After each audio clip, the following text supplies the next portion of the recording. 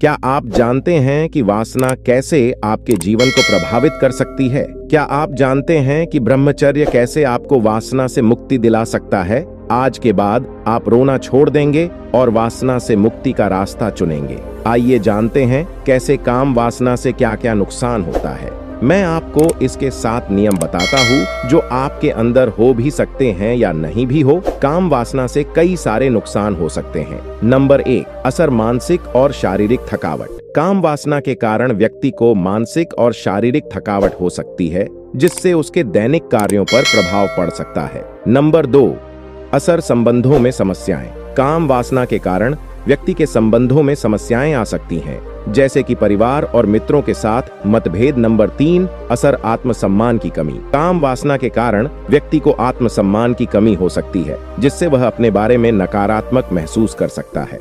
Number 4, असर स्वास्थ्य समस्याएं। काम वासना के कारण व्यक्ति को स्वास्थ्य समस्याएं हो सकती हैं, जैसे कि तनाव, चिंता और अनिद्रा। नंबर 5, असर समय और ऊर्जा की बर्बादी। काम वासना के कारण व्यक्ति का समय और ऊर्जा बर्बाद हो सकती है, जो कि अन्य महत्वपूर्ण कार्यों में उपयोग की जा सकती थी। नंबर 6, असर निर्णय लेने की क्षमता प्रभावित होती है। काम वासना के कारण व्यक्ति की निर्णय लेने की क्षमता प्रभावित हो सकती है, जिससे वह गलत निर्णय ले सकता है। नंबर 7, असर आध्यात्मिक विकास में बाधा। काम वासना के कारण व्यक्ति के आध्यात्मिक विकास में बाधा आ सकती है, से वह अपने जीवन के उद्देश्य से दूर हो सकता है। दोस्तों, हमारे सामने से खूबसूरत लड़की गुजरी और न चाहते हुए भी हमारी उस पर नजरें जाटी की। वो इंसान हमसे दूर जा चुका है।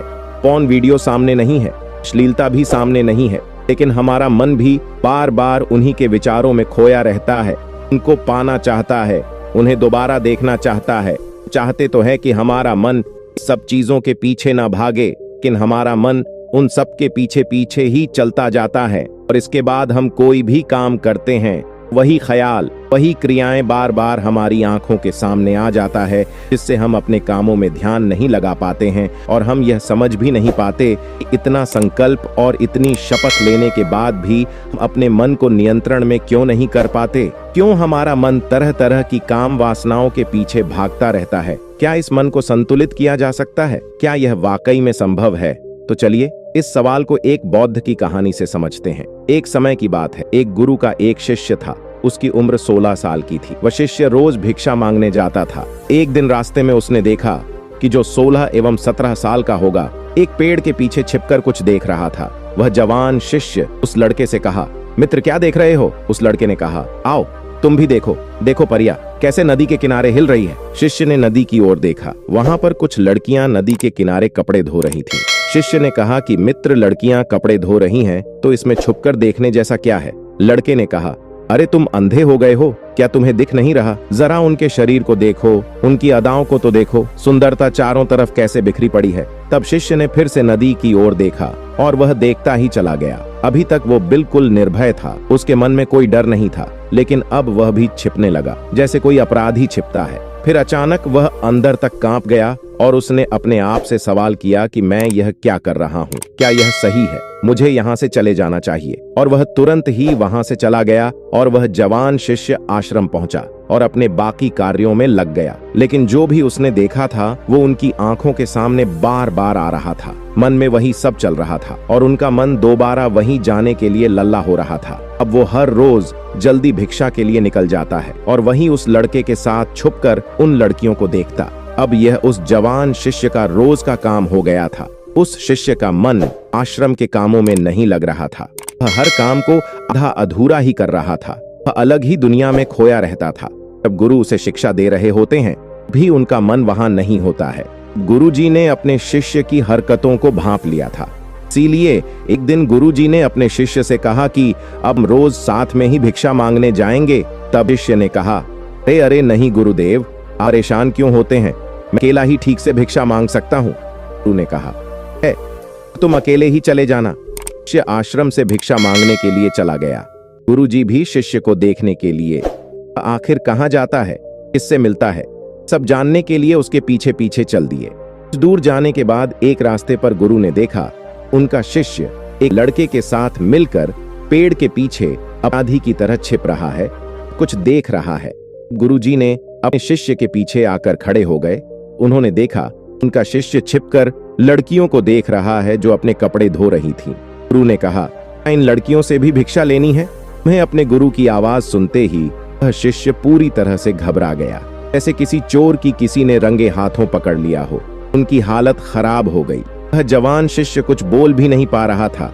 दूसरा लड़का वहां से भाग गया। शिष्य के मुंह से कुछ टूटे फूटे शब्द ही निकल पा रहे थे। वह शिष्य गुरु से नजरें नहीं मिला पा रहा था। गुरु ने कहा, मेरा शिष्य तो निर्भय था, उसे तो किसी का डर नहीं था, लेकिन तुम तो डर के मारे कांप रहे हो। शिष्य ने टूटे फूटे शब्दों से कहा, गुरुदेव, मेरा कोई दोष नहीं है। उस लड़के ने मुझे बहका दिया था। आपकी शपथ खाकर कहता हूँ कि अब मैं ऐसा दोबारा नहीं करूंगा। मुझे माफ कर दीजिए। गुरु ने कहा, कोई बात नहीं, लेकिन इस बात को ध्यान रखना है, हम जैसी संगति करते हैं वैसे ही विचार हमारे होने लगते हैं। इसीलिए अच्छी संगति करो ताकि तुम्हारे भीतर सही विचार पैदा हो। वह शिष्य फिर से आश्रम के कामों पर ध्यान देने लगा। उसने उस रास्ते से जाना भी बंद कर दिया। वह दूसरे रास्ते से जाता था। वह अपना काम ध्यान से करता था, लेकिन धीरे धीरे उसके भीतर क्रोध की उत्पत्ति होने लगी। वह दूसरे शिष्यों पर क्रोध करता था। वह बेचैन रहता था और ना ही सही समय पर भोजन करता था। उसका भोजन भी आधा हो गया था। एक रात गुरु ने उस शिष्य से कहा, अब तक कितनी बार तुम अपनी शपथ तोड़ चुके हो? यह सुनते ही शिष्य अपने गुरु के चरणों में गिर गया और रोते हुए बोला कि गुरुदेव, कई बार मैं उस शपथ को तोड़ चुका हूँ। उसके बाद कई बार मैं शपथ ले भी चुका हूँ, लेकिन हर बार वह टूट जाती है। मेरा मन मेरे नियंत्रण में नहीं है। तब गुरुदेव, मैं चाहता हूँ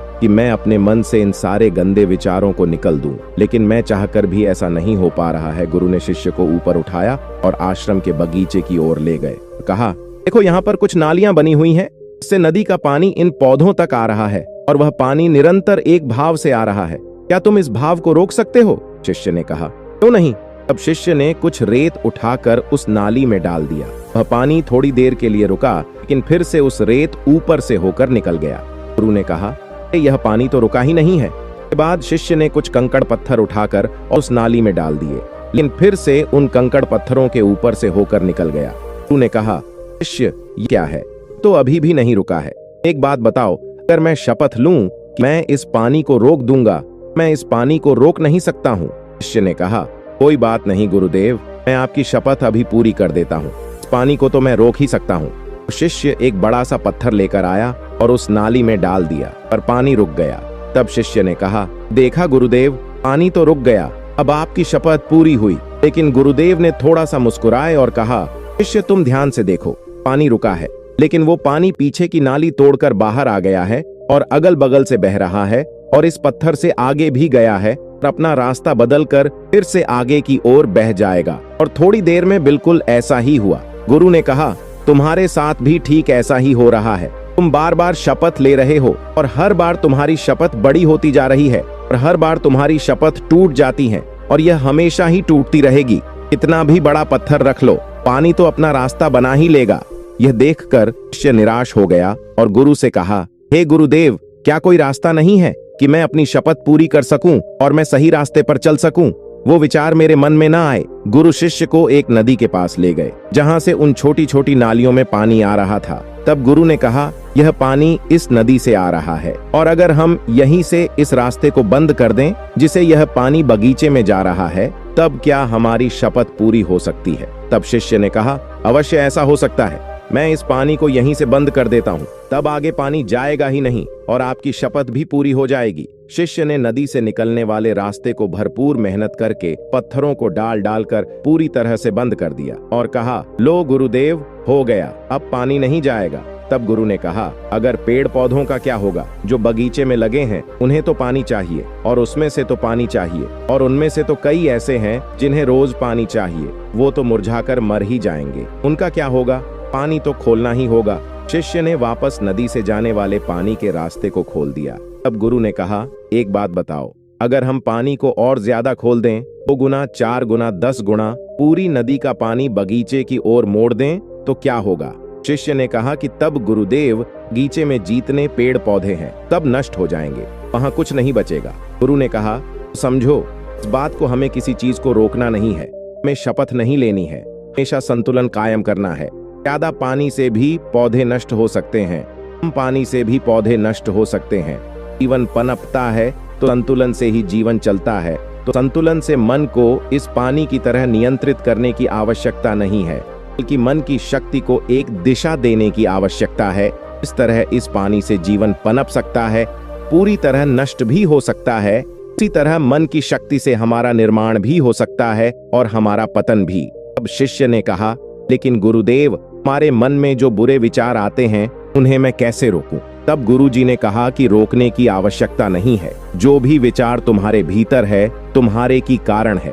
उन कारणों पर चिंतन करो, और कहीं ऐसा तो नहीं है तुम उन्हें नदी का पूरा पानी अपने बगीचे में छोड़ दिया है, इसीलिए हर तरफ पानी ही पानी दिखाई दे रहा है। कोई जीवन नहीं, कोई ऊर्जा नहीं, कोई पौधा नहीं, केवल पानी, काम वासना का पानी। शिष्य ने कहा, गुरुदेव, आप बिल्कुल सही कहते हैं। पहले मेरे जीवन में बहुत सी चीजें थीं। मुझे कुछ बनना था, अपने बारे में जानना था, अध्यात्म की ओर बढ़ना था, पर लोगों की मदद करनी थी। मैं कुछ अलग करना चाहता था, लेकिन मैं अपने मार्ग से भटक गया। मुझे जगाने के लिए आपका बहुत बहुत धन्यवाद।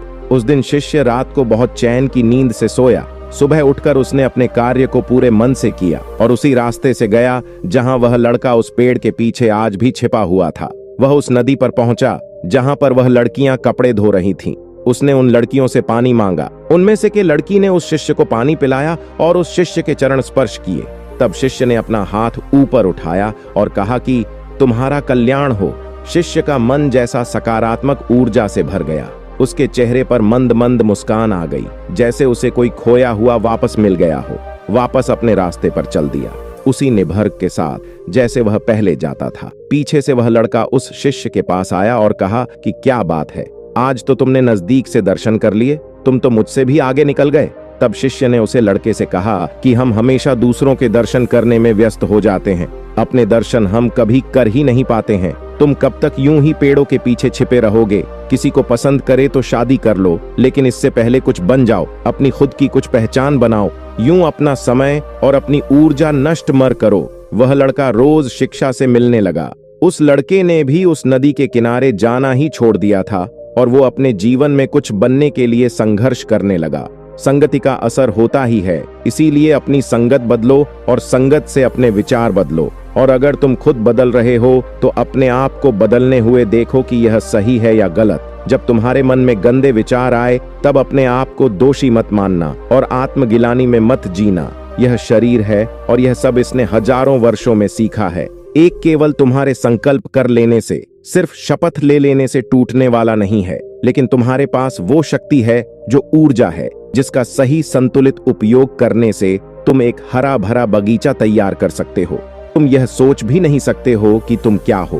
तुम एक जीवित ऊर्जा हो जो कुछ भी अनुभव करने के लिए स्वतंत्र है, जो निर्माण करने के लिए स्वतंत्र है, कुछ भी हो जाने के लिए स्वतंत्र। तुम कितने कीमती हो ये तुम खुद भी नहीं जानते हैं, इसीलिए जागृत हो जाओ, जाग अपनी संगति को बदलो। तो दोस्तों, अगर इस कहानी से आप समझ पाए हो तो और आपकी बहुत मददगार हुई है तो कमेंट में जरूर बताएं और साथ ही साथ मेरे चैनल को सब्सक्राइब जरूर करें। अगर शेयर करने लायक तो शेयर जरूर कीजिए और जो भी मेरा वीडियो शेयर करते हैं तो उसकी हमेशा की तरह उनका बहुत बहुत धन्यवाद। नमो बुद्धाय। जय हिंद, जय भारत, जय।